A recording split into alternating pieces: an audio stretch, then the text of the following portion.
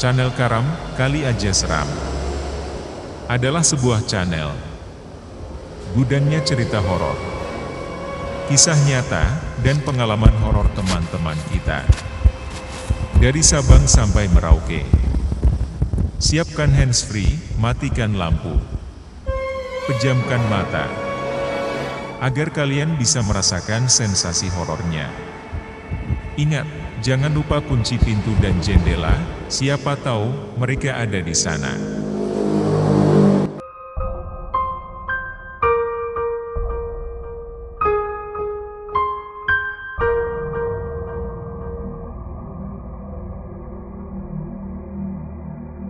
Cerita masa lalu, aku pernah diculik wewe gombel. Hai, namaku Nurjaya anak Mal dari Majalengka. Aku anak kedua dari 4 bersaudara, namun aku laki-laki seorang diri karena kakakku perempuan kembar 2 dan adikku perempuan juga. Kami tinggal di desa yang masih sangat jarang penghuninya karena bisa dihitung hanya ada beberapa rumah saja. Bisa dibilang kami tinggal di toang hutan yang jauh dari keramaian. Aku ingin bercerita tentang masa kecilku dulu, berawal dari ibuku yang melahirkan sang adik. Setelah bayi keluar dari rahim ibu, aku dan kakakku disuruh injak ari-arinya sebelum dimasukkan ke dalam kendi karena kepercayaan orang kampung sekitarku. Itu katanya biar kita tidak berantem dan tetap saling menyayangi sampai besar nanti.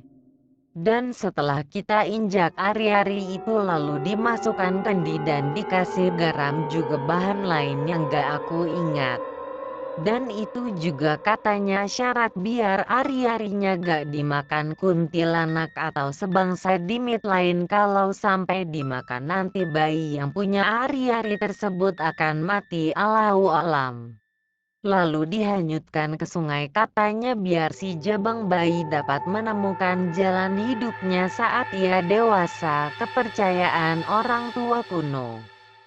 Selang beberapa hari ibuku nyuci baju di sungai karena dia melihat pakaian menumpuk dan bau amis sehabis melahirkan.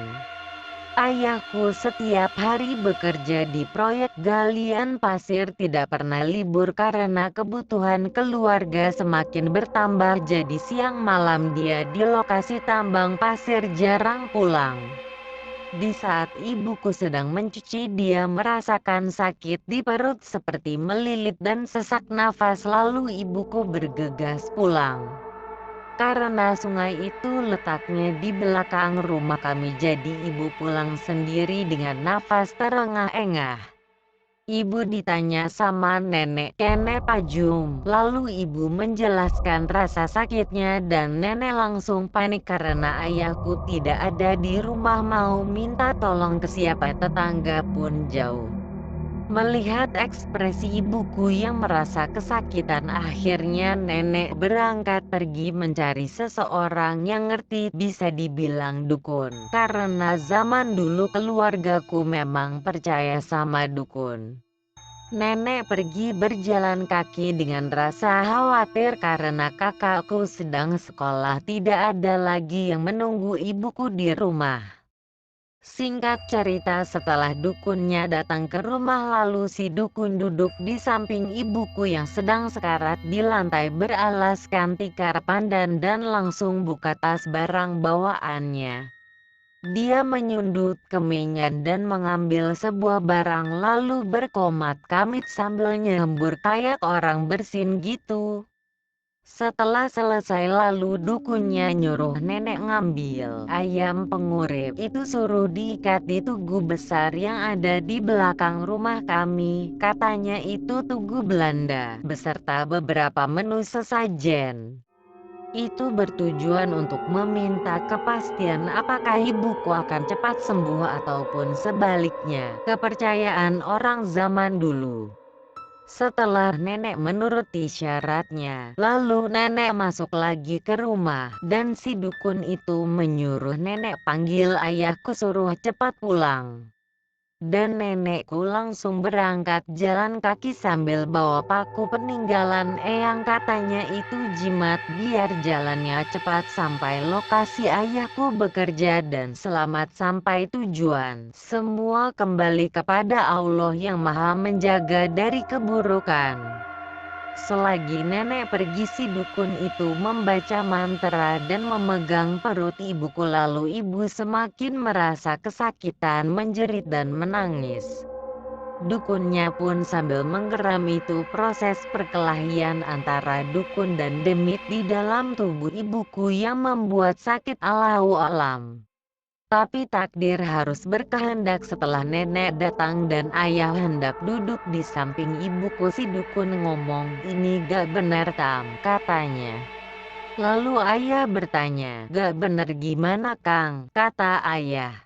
"Ada yang sayang sama istrimu," kata dukun. "Sayang gimana Kang?" kata ayah bertanya balik. "Iya, ini saya sudah berusaha tapi mungkin sudah takdir yang maha kuasa," kata dukun. "Istrimu disantet orang, sepertinya dia sudah tak bisa diselamatkan lagi," imbuhnya. Ibuku mulai melemas, ingin mengangkat tangan pun seakan tak kuat. Lalu ayahku yang langsung memegang tangan ibuku dan mendekatkan telinganya ke depan wajahnya. Ibuku berbisik, "Pak, tolong jaga anak-anak, jangan dimarahi." Aku dengar hawar-hawar bisikannya itu. Ayahku paham dengan apa yang akan terjadi. Ayahku meneteskan air mata dan memeluk ibu, lalu dukun menyuruh nenek untuk melihat ayam pengurip yang tadi ia ikat di tugu besar belakang rumah. Setelah kembali, nenek mengatakan kalau ayam yang tadi diikat di tugu itu mati. Entah siapa yang membunuh ayam yang tidak bersalah, masa ia lalat? Lalu dukun mengatakan kepada nenek dan ayah, "Relakan apa yang sudah terjadi karena manusia adalah titipan." Mendengar itu nenek langsung mengguguk nangis dan berkata, "Semoga diterangi dan diluaskan alam kuburmu Jum." Setelah itu lalu ayah mengundang saudaraku, paman, bibi, uap, pak kiai beserta yang lain untuk memandikan dan disolatkan. Rumah Pak Kiainya hampir 1 kilometer kalau diukur. Ibuku meninggal setelah memberi wasiat kepada ayah. Waktu itu umurku baru 1 tahun lebih. Jadi sekarang aku tidak mengetahui begitu jelas wajahnya, sosok ibuku seperti apa, dan karena zaman dulu juga belum ada fotografer di daerahku. Setelah kepergian ibu, lalu aku dan kakakku diasuh sama nenek yang sudah lanjut usia. Karena bapak harus mengurus kerjaannya di tambang pasir, jadi adik perempuanku yang baru lahir diberikan kepada orang lain yang membutuhkan karena alasan tidak mampu beli susu bayi dan ayah tidak mau terlalu menyusahkan nenek. Singkat cerita, pas malam hari aku tidur sama nenek, tiba-tiba mendengar suara ramai kayak anak seusiaku berteriak-teriak seperti mengejar sesuatu. Mereka berisik mengelilingi rumahku kemudian agak menjauh. Aku penasaran dalam hati, mereka anak siapa, padahal tak ada tetangga sama sekali. Lalu aku intip dari bilik, ternyata di luar lagi terang bulan. Agak remang-remang, lalu aku keluar berjalan ke belakang rumah mencari mereka dan terlihat sedang berlarian di rimbunan bambu. Karena sebelah selatan rumahku itu kebun bambu, sebelah utara rumahku kebun jati, sebelah timur rumahku ada tanggul sungai, dan sebelah barat rumahku ada jalan umum. Tapi zaman dulu masih sepi, tak ada orang lewat karena jalannya pun belum diaspal, masih keadaan tanah padat, dan seberang jalan itu kebun bambu lagi. Yang masih selalu kuingat, dulu nenek masih pakai lentera cempor untuk penerangan di dalam rumah. Dan setelah jelas aku melihat mereka, aku jadi ikutan main bareng. Anehnya mereka biasa aja, malah aku sering digendong oleh mereka yang tubuhnya lebih tinggi dari tubuhku. Kalau dihitung mungkin ada 11 sampai 12 anak rata-rata seusiaku, cuman aku gak ngerti omongannya. Gak tahu mereka pakai bahasa apa, ada yang pakai baju doang gak pakai celempat, nah ada yang bakel tanpa basempat, nah ada juga yang ukurannya sebesar boneka, ada beberapa jenis cowok dan cuma satu yang berjenis cewek. Aku gak mikiri keanehan bentuk dan sifat mereka karena aku merasa sedang butuh teman dan aku senang pas mereka ceria menyapaku. Aku lihat anak yang lain lari-lari, ternyata mereka nangkep kodok kecil buat mainan dan buat dimakan. Aku sempat dikasih lalu aku makan juga, ternyata rasanya enak, tapi pas sudah masuk di perut malah mual ya, aku muntahin lagi. Pagi harinya aku kaget karena ada suara panggilan dari nenek dan beberapa saudaraku dari rumah manggil-manggil namaku sambil mukulin tampah, panci, koprek bambu. Itu biasanya ritual buat ngusir wewe gombel biar anak yang digondolnya dilepasin. Setelah bangun aku kelingak-kelinguk, kok ada di tengah kebun bambu. Setelah sadar aku teriak nangis dan mereka pun menyusul, lalu nenek langsung menggendongku bawa ke rumah. Bibi bertanya, kamu semalam kemana? Abis ngapain di kebun bambu? Nenek nyari-nyari, dikira kamu anyut di sungai, katanya. Sementara aku tak bisa menjawab karena aku juga merasa aneh, jadi aku cuma nangis terisak sambil berpikir, mereka kemana kok pada ninggalin. Kalau nenek sih sudah paham karena tempat yang ditinggali ini memang banyak lelembut, bahkan ada macan juga yang suka iseng lemparin tanah lumpur kalau pas kakakku pulang abis ngaji sholat isya. Setelah kejadian itu aku jadi takut keluar rumah. Selang beberapa hari mereka datang lagi teriak-teriak manggil namaku entah jam berapa, pokoknya itu malam hari sebelum ada koprek. Mereka manggil nyuruh aku keluar, cuma seperti biasa aku gak ngerti setelah manggil tuh mereka ngomong apaan. Aku tetap di dalam gak keluar dan mungkin nenek dengar ada berisik suara mereka, jadi nenek bilang aja ganggu anak putu lagi turu mana ongko-ongko bayi genah nggon sampean. Setelah hari berikutnya mereka tidak pernah datang atau berisik lagi. Nenekku tukang penganyam daun tebu yang dirakit pakai galon, lanjaran untuk pengganti atap gubuk, kurang paham namanya welit atau apa. Itu untuk dijual setiap malam. Nenek merakitnya sambil berbicara dongengan sambil pujian solawatan. Aku yang baru berumur setahun lebih waktu itu sering menemani nenek setiap malam. Pernah pas aku bangun pengen pipis itu melihat seperti ada sosok macan di pojok belakang rumah. Sontak aku menjerit sambil pipis yang mancur, lalu nenek juga teriak, kenapa?" Nenek berhenti menganyam welit sejenak karena dia takut ada apa-apa sama aku. Aku ditanya ada apa, senang lihat apa, kata nenek. Tapi aku gak bisa ngomong karena baru pertama kali melihat sosok kaki empat besar bertaring panjang, sekitar 30 cm dan warna kulit bulunya tablo hitam putih, karena dia posisi duduk tingginya sekitar atap rumah atau kurang lebih 3 meter.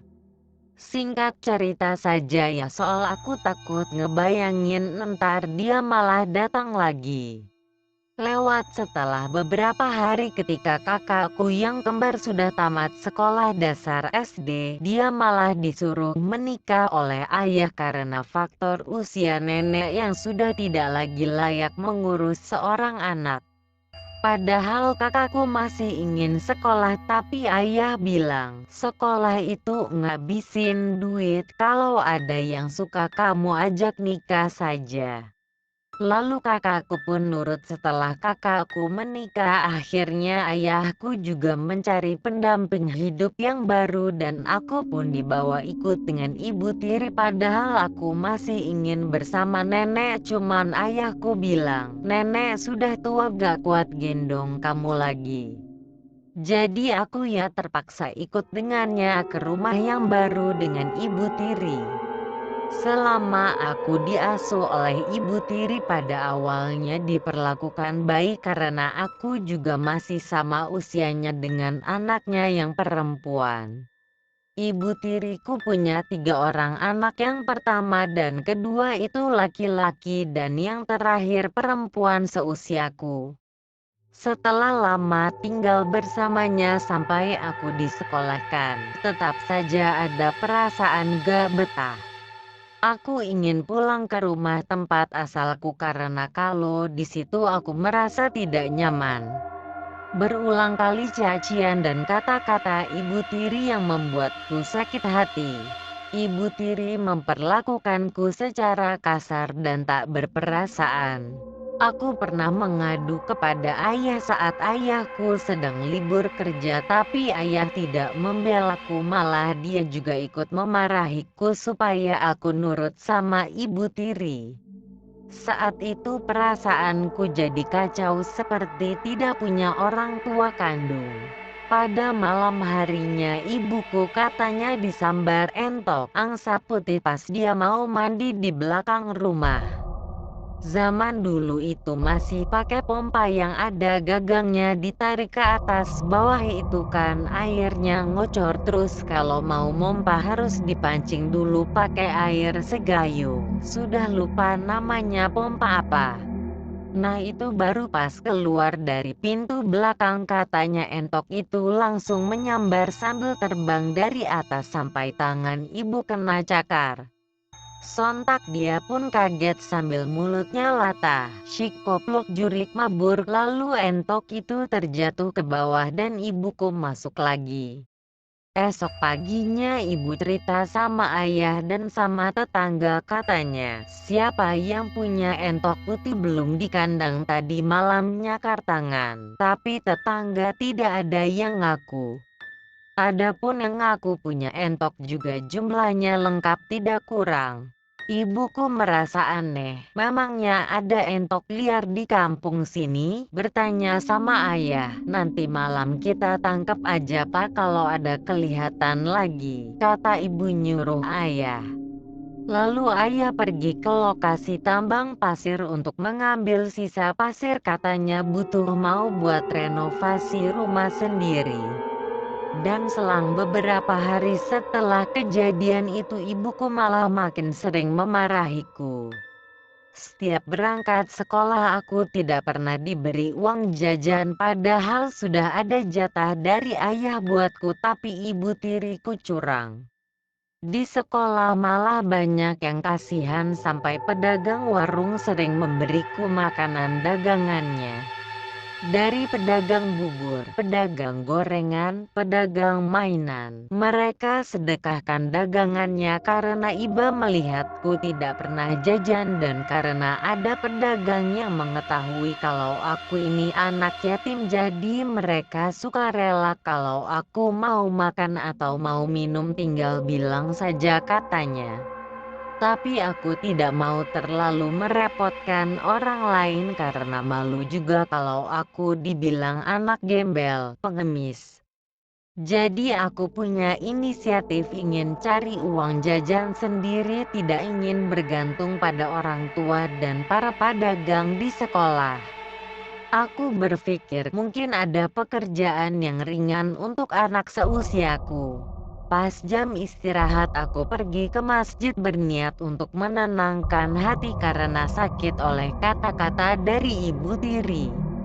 Tapi pas aku lagi duduk di luar masjid malah ada yang bilang, "Lagi apa dek? Masuk saja," kata ibu-ibu di dalam. Dia mendekatiku lalu menarik tanganku biar aku ikut masuk. Setelah aku duduk di dalam, aku disuruh ikut pujian, marhabanan, dan ibu-ibu itu bilang katanya, "Kamu lagi jam istirahat ya? Kalau butuh uang jajan tinggal kesini saja," katanya sambil senyum. Aku ikut senyum dan ternyata setiap orang yang bersalaman sama aku itu pada ngasih duit di genggam tanganku. Aku baru tahu ternyata masjid itu bukan cuma tempat ibadah tapi juga tempat sedekah. "Alhamdulillah," aku bilang dalam hati. Setelah duduk sebentar beberapa menit aku langsung pamit karena takut jam istirahat sudah habis, jadi aku berangkat ke sekolah lagi. Pas di dalam kelas aku ditanya sama kekiri cewek yang seusiaku, "Kamu habis dari mana?" katanya, tapi aku diem aja males jawab. Di kampungku ada pengajian pasar setiap hari. Misalkan hari Senin di musola ini, hari Selasanya di masjid itu, dan seterusnya setiap hari berpindah-pindah tempat.